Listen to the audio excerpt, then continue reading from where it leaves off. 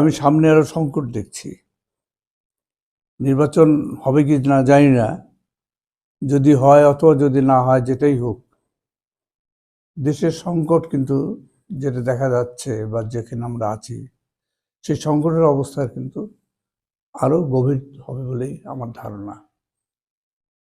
এই সরকার যেমন সমস্যার মূলোৎপাটন করতে পারছে না, আওয়ামী লীগের রেখে যাওয়া সমস্যা গত 53 বছর ধরে বা 54 বছর ধরে, প্রায় 54 বছরের কাছাকাছি তো হয়েছে।